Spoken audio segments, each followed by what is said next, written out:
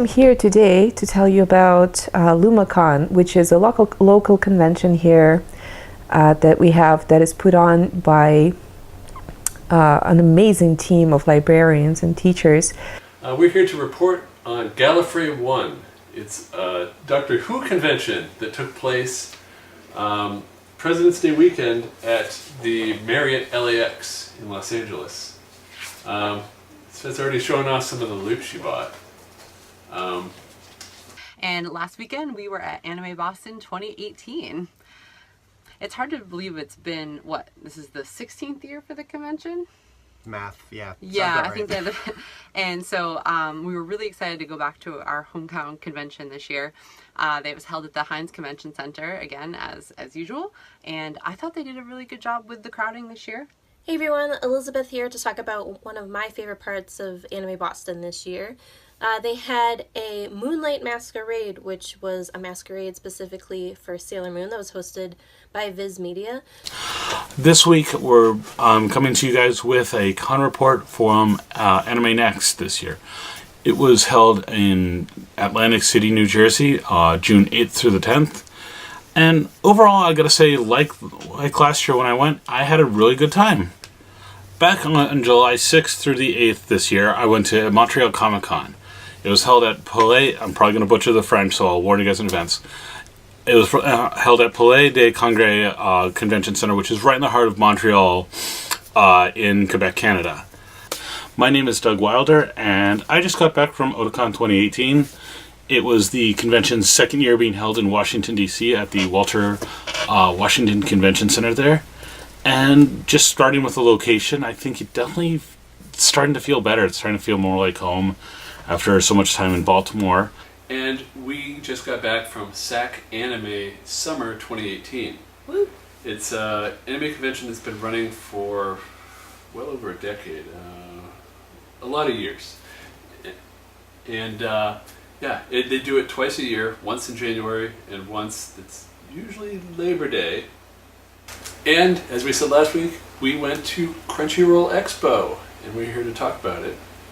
Crunchyroll Expo took place over Labor Day weekend this year, and it's in San Jose, California. They moved from Santa Clara. Hey everyone, Shannon Morse here at KrakenCon 2018, and I am joined by Len, who has this awesome Hatsune Miku cosplay. Thank you. So tell me, Len, how long have you been coming to KrakenCon? I've been to this con twice. This is my second time. And we're here to talk about the Santa Clara City Library Comic Con, which we went to on Saturday. It's a library-run convention, and so it's fairly small. But very well organized.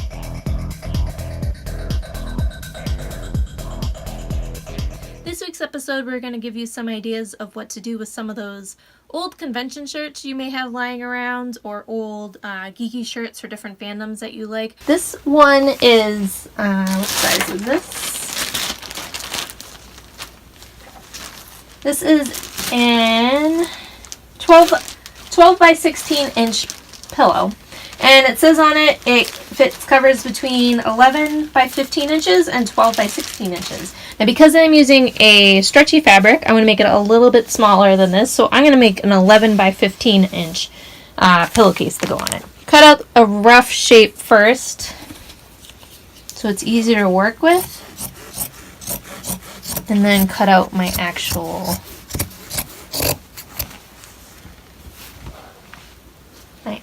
shape at the end.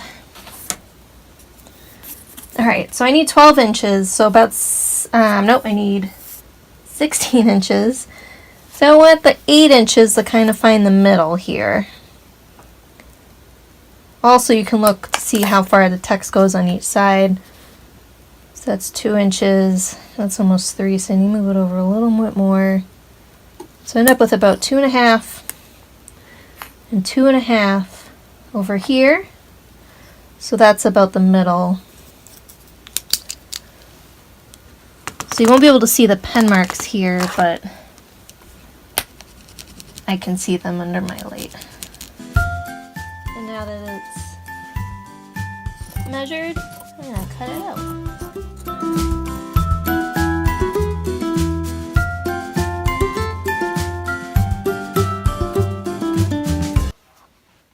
So you're going to want to use the front and back for this.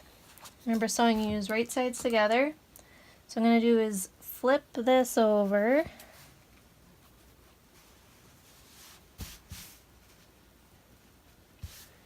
Hopefully everything lines up nicely. I'm going to take my pins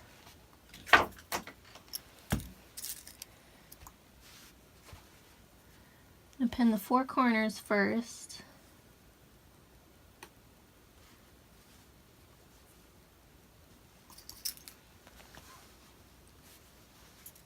Now when you sew this, what you want to do is keep a space open. I'm going to do about 4 inches. Hopefully I can get it to fit. But you need one side open to get the form in. So I'm going to sew all around this. Make sure you back stitch here to reinforce. I may go a little more open. Alright, once you sew it, you also want to press open your seams and clip your corners, just like any project like this. And then you can turn that bad boy inside out, making sure to push out your corners. If you want, you can grab like if you have a turning tool or a chopstick or a pencil or whatever you choose to use. Then you want to take your pillow form,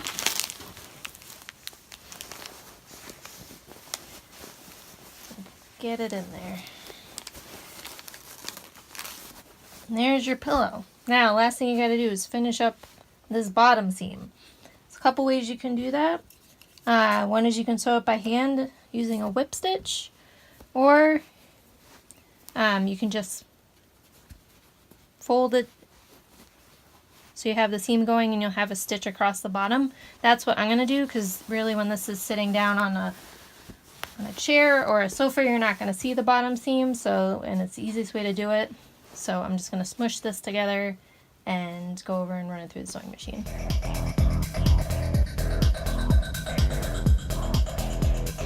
And we're here to talk about sexual harassment at conventions. Yes, we are. And you've done a lot of research into this. You go to a lot of InfoSec conventions. I do. I go to a lot of HackerCon / information security conventions, so they're for computer geeks. Okay. But a lot of our InfoSec people, they run into the same conventions as AnimeCons. Mm-hmm. Myself included, obviously. I go to a lot of AnimeCons with you. Yeah. So I wanted to come on today and talk a little bit about code of conducts and sexual harassment and harassment in general, and what you might run into at conventions and how you can help with this matter.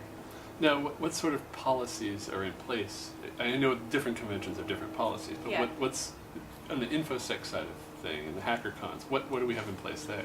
So currently in information security, especially during 2017, we've seen a huge move for a lot of movement towards getting these things called codes of conducts in place, or COCs for short.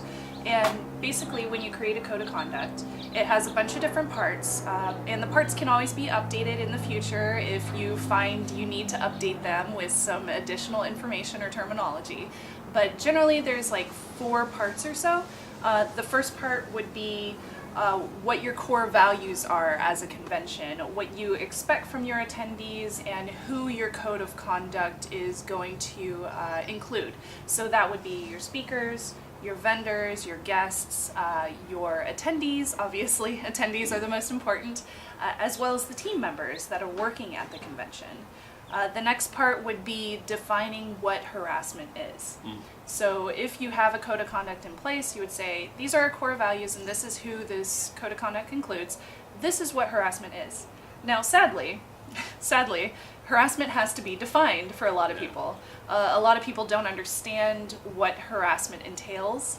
They might think that you're allowed to touch people where they don't want to be touched. However, you might think that rape is wrong. Yeah. They may think that something they think is a locker room joke. Yeah. But somebody else maybe interpret that. That's a great example, especially. Not to politicize it or anything, but harassment basically entails a lot of different terminology, and whether you're going to an adult convention or an anime convention, you might have very different terminology that is included in your code of conduct. So after you define what is harassment, and I'll send you a link that you can include in your show notes to some really good information, breakdown there in the show notes. After that, you want to include information on how somebody can report it and who they can report it to. So those would be the last two parts. So basically, who can report it?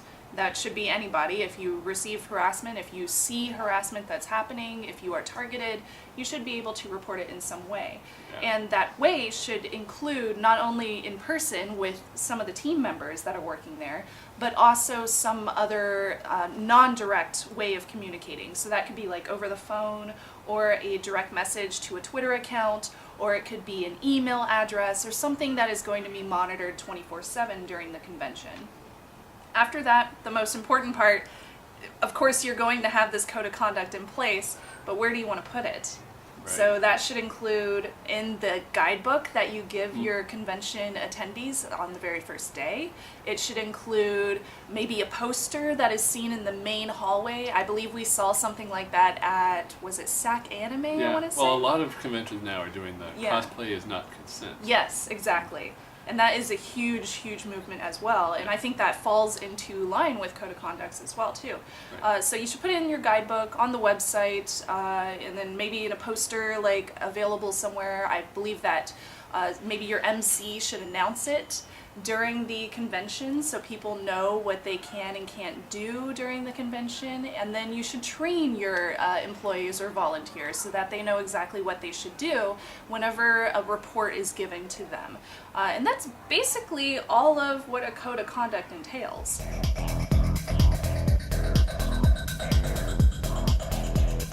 This week I'm going to be talking about 4 things that I've seen at less than ideal conventions that they can look at and change to make themselves better conventions and be a better experience for the attendees. So I have 4 different topics, and the first one is overcrowding and bottlenecks. This is something really kind of hard to avoid because you can't really change the facility that you're in. It's not like, you're building your own Disney World and designing it ideally to what you're going to do. Plus, you're only in the facility once a year, so it's hard to really make changes a lot that can, seeing things week over week or things like that, like at a shopping mall or something. Next is long registration lines, which I've been in way too many of these than I should be. One big thing you can do for long registration lines is do a dry run of your registration system well before your convention, and do it multiple times. Do a dry run, and don't just do a dry run, throw wrenches in on purpose. Next is make sure your website is up to date, because that is the main source of information for your attendees. Whether or not you use Guidebook or your own app, the website is really important. So any changes, cancellations, especially with guests, need to go up ASAP, and they need to be kind of out there. Like, don't just go to your guest page and take someone off. You have to announce it. And I know it sucks because you have people who might be going just to see that guest, and now they're SOL and have a badge that they can't return. The last thing to do is to learn from your mistakes. And all cons make mistakes. Everyone makes mistakes. They happen. Some are bigger than others. But what's also as important as mistakes is how you handle them afterwards. So one thing that's really important is to admit to them, like own up to the mistakes you made. Be like, hey, this happened. We're sorry. You don't make excuses. Don't even try to explain, really. I mean, you can a little bit if you think it will help, but sometimes it doesn't. So just be like, this happened. We screwed up. We will do better. And I think that says a lot about a convention.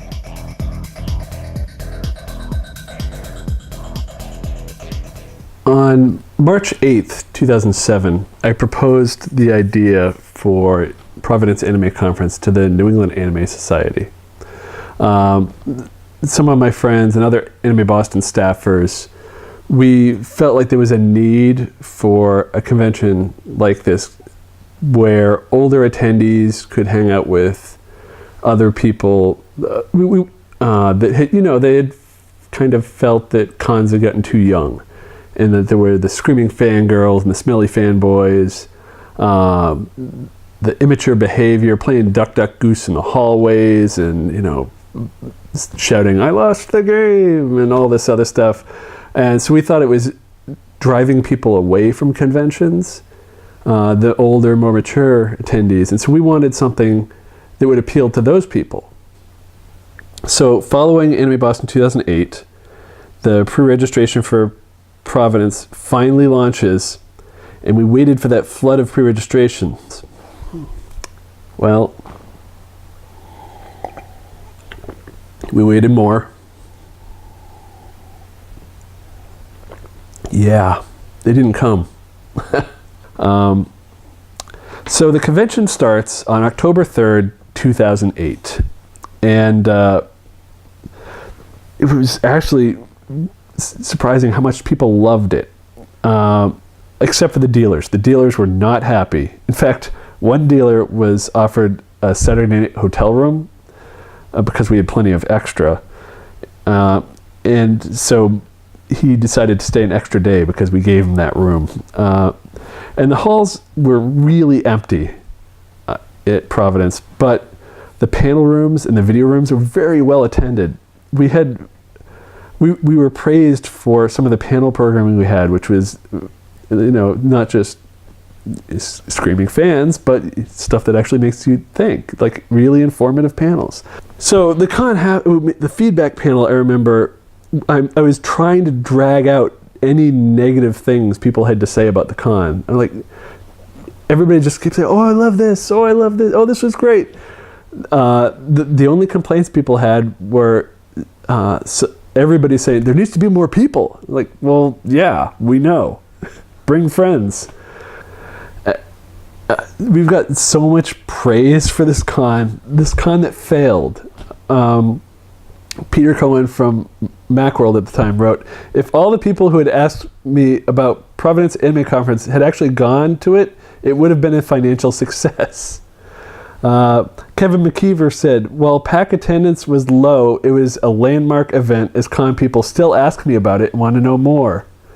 Mike Toole says, "It was a hell of an idea, I must admit, a 21 plus convention geared towards academic discussion and creative programming." Ain't It Cool News says, "There's an extent which thinking and learning about anime manga becomes as much part of the hobby as actually consuming the media. In addressing that, PAC brilliantly succeeded in filling a niche in the convention landscape."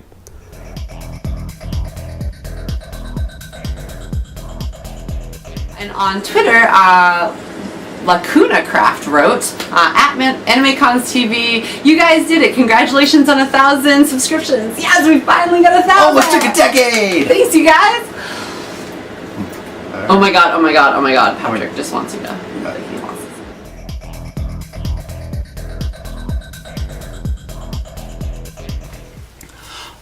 So I also went to panels for Shoji Kawamori and Kanatake Ebikawa. But we'll start off with kind of the bad and go to the good. So the bad part was all it said for these panels that these guests were running was in the program guide and even in the guidebook app was just the guest name. No real description or anything like that. So you had no idea what sort of stuff you were looking for, expecting, things like that. And I lucked out. Both panels that I went to, one for Shoji Kawamori and one for Kanatake Ebikawa, were about mechanical design and stuff like that. So they were really interesting ones. The first one for Shoji Kawamori was him just talking about what he thinks about for the thought process when creating a design, things like that, like what worlds are we living in, what's the technology level, things like that. A lot of more finer details and things to think about, kind of the bigger picture. He'd mentioned that he still uses Legos to build prototypes and play with it and see if it can still transform and things like that. And one of the neatest things, unfortunately I was a little further back so I couldn't get a good photo, but we had a couple really nice ones sent to us, so we'll toss them up here. He brought one of his Lego prototypes for the new show that he's working on and showed everyone how it was transforming and stuff like that, which was really neat. And Kanatake Ebikawa's panel also, he came from it from a different angle, more just kind of talked about the process and how he talked about how mechanical design for an anime series isn't just, big machines like cars or giant robots or things. It could be anything from a keychain that a character has on their keys, little things like that, and all these little details and stuff like that. One thing that stood out to me here was both guests clearly were having a good time doing their panels. Shoji Kawamori's was much more planned, but he got up and talked about it. At one point, he was talking about how he designed the Gearwalk mode for the robots from the Macross series, and he got the idea while skiing. So he's standing up out of his chair and squatting like he's skiing, and it's like, that's where I got the idea, and showing us all that, and just very animated.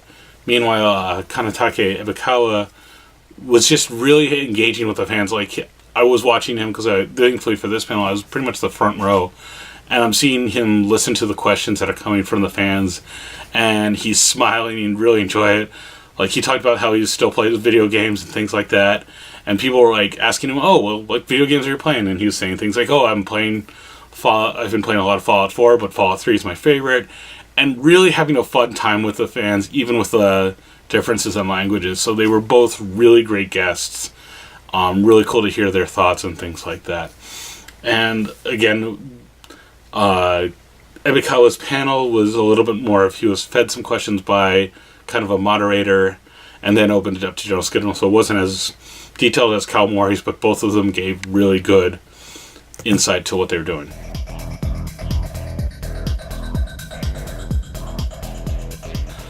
Of course, I can't mention the Dojo without talking about the booth for the Dragon Ball North American Tour. This was probably the best booth I have ever seen at a convention. Ever. It was so neat. First off, right above it, like suspended from the ceiling, was a giant figure of the dragon Shenron, kind of the titular dragon from the series, right above the booth, so you couldn't miss it. It was they had statues of some of the characters. They had a wall that had kind of the timeline and talking about the different story arcs that have been going on. They had figure displays. They had photo booths, so you could like take pictures to make it look like you were eating a giant meal, like the main character Goku, or riding on the flying Nimbus, things like that. It looked like a little bit of the Tenkaichi Budokai tournament stage. Lots of great places to get pictures of neat stuff. The center, like kind of the heart of the booth, was carpeted, so you could spend a lot of time wandering on there and not get your feet sore. Guys, this booth was incredible, and I wish I could see more booths like this overall, because it was really cool. And I guess double check, see if the Dragon Ball North American Tour is going anywhere near a con that you're attending, because this booth was incredible. Definitely really neat to check out.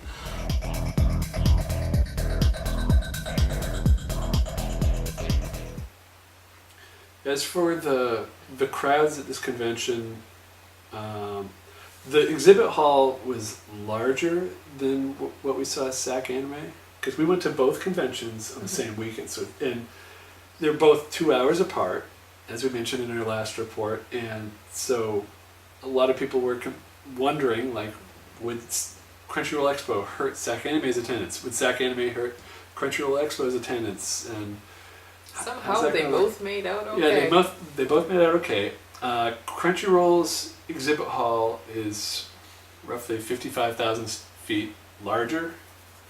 I think, well, that also includes the autograph area, the food vendors, and the artist alley tables. And those are things that weren't in SAC Anime's exhibit hall because they were in other rooms. Mm-hmm. Or they didn't exist, like those food vendors and the artist alley tables. So when you take that out, it's probably close to the same size for vendors and artists. I think Crunchyroll had more artists. Yes. If you do like percentages, I think it's more artists for Crunchyroll. Crunchyroll had the bigger vendors. It had, well, obviously Crunchyroll, but there were some. At SAC Anime you get a lot of pop vinyl figures. We've got a lot of T-shirts and There's more plushies. variety, I thought, at SAC Anime. Yeah, but it's a lot of that sort of stuff, and Crunchyroll seemed to have more industry, more bigger booths, whereas SAC Anime, it's a lot of smaller booths. And as far as attendance goes, I haven't seen official numbers from either, but based on the crowds at SAC Anime and what I saw in panel rooms and what I saw in event spaces and just outside SAC Anime, pretty sure that convention had more people. SAC Anime had? Yeah, and would you think so too? Because you saw. Well, it's difficult to judge because we went, on a Saturday to SAC Anime. Yeah. And we went on a slower day to Crunchyroll. We went on the second day to both conventions. Yeah, but Saturday is the bigger I know day it's for not. all It wasn't the same day, Yeah. and Saturday could have been the bigger day for. People are just used to but- going to the con on Saturdays, so I think that may have affected the Sunday Yeah, attendance but of Crunchyroll. people have Monday off. I guess anyway, we'll find out so- when the numbers come. But It seemed Yeah, about the same to me. I'm going. The hallways at SAC Anime were packed, going up and down the escalators when the escalator worked, and just the crowds outside the vendors room. And I know it's a different layout, but and maybe that Crunchyroll is more spread out, but it really seemed packed. And even just the cosplay gatherings, there's so many people there, so many cosplayers, so many photographers, and I didn't see large crowds of cosplayers. Even when I go to Fanime at this facility, outdoors, outside the convention center, packed with people taking pictures and posing for costumes. Maybe that's what it was like on Saturday for Crunchyroll. Maybe, but I would when like we to were wait there, for the numbers before I... I'm pretty sure that SAC Anime had larger numbers. Alright, how Pretty sure? sure. Do you want to bet me $10? Yes. Alright, we're betting $10. Yeah. Tune in pretty to sure. find out who won. And I didn't go to Fanime this year, but based on previous years, Fanime was larger. Silicon Valley Comic Con, undoubtedly larger. That thing is too crowded. It fills every inch of that convention center, and they should cap their attendance because it's dangerous. And I will not go to that convention anymore. That's how They don't dangerous have a it is. marshal? Fire marshal probably is on vacation that day or something. But it's hard to get into panels at that one because it's just Is it like so- Dragon Con level? Yes, Ugh. and it's not as good as Dragon Con. Hey, buddy, how you doing? See? Wave to everybody. Hello. Hello.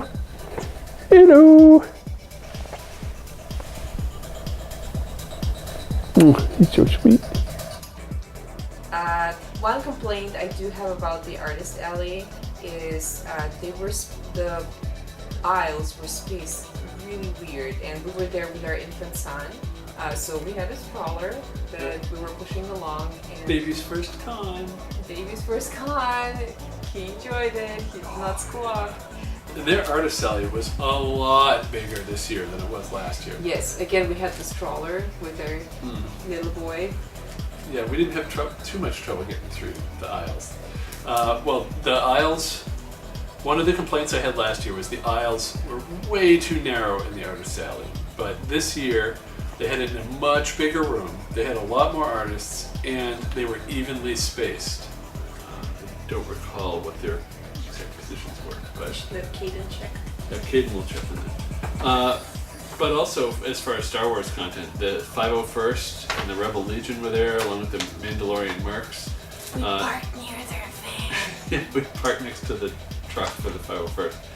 But yeah, they had displays set up for recruitment and just to talk to people and explain what they do. And there was also a small vendor room where they had a few vendors, not too many. Just the right amount, I felt. You know, just a sampling. Let's not eat that. And